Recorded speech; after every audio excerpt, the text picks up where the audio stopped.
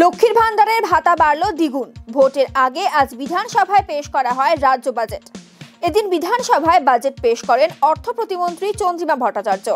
সেখানেই ঘোষণা করা হয় লক্ষ্মীর ভান্ডার প্রকল্পে ভাতা 500 থেকে বেড়ে হলো 1000। জনজাতি মহিলাদের জন্য ভাতা 1000 থেকে বেড়ে হলো 1200। ভোটের মুখে রাজ্য বাজেটে প্রায় দ্বিগুণ বাড়ল লক্ষ্মীর ভান্ডারের ভাতা। আমরা 2,11,00,000 মা বোনদের ডিবিটির মাধ্যমে লক্ষ্মীর ভান্ডার প্রকল্পে আর্থিক সহায়তা দিচ্ছি। আমাদের মা বোনদের হাত আরো শক্ত করার জন্য এই মা মাটি মানুষ সরকার আনন্দের সঙ্গে জানাচ্ছে যে লক্ষ্মীর ভান্ডার প্রকল্পে তফসিলি জাতি এবং জনজাতি শ্রেণীর জন্য আর্থিক সহায়তা বৃদ্ধি করে মাসিক 1200 টাকা এবং অন্যান্যদের জন্য এই সহায়তা বৃদ্ধি করে মাসিক 1000 টাকা করা হবে।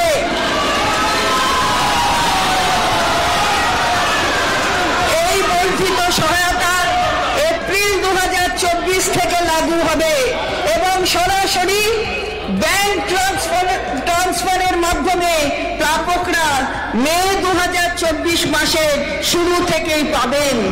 এর জন্য অতিরিক্ত বার্ষিক 12,000 কোটি টাকা বরাদ্দ করা হয়েছে।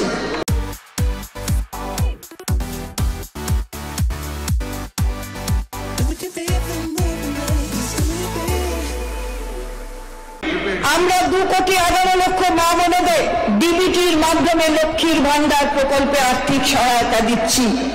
আমাদের মা বোনদের হাত আরো শক্ত করার জন্য এই মা মাটি মানুষ সরকার আনন্দের সঙ্গে জানাচ্ছে যে লক্ষ্মীর ভান্ডার প্রকল্পে তফসিলি জাতি এবং জনজাতি শ্রেণীর জন্য আর্থিক সহায়তা বৃদ্ধি করে মাসিক 1200 টাকা এবং অন্যান্যদের জন্য এই সহায়তা বৃদ্ধি করে মাসিক 1000 টাকা করা হবে।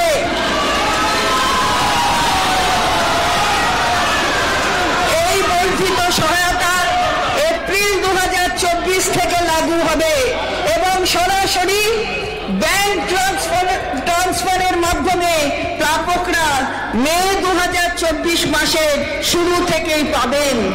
এর জন্য অতিরিক্ত বার্ষিক 12,000 কোটি টাকা বরাদ্দ করা হয়েছে।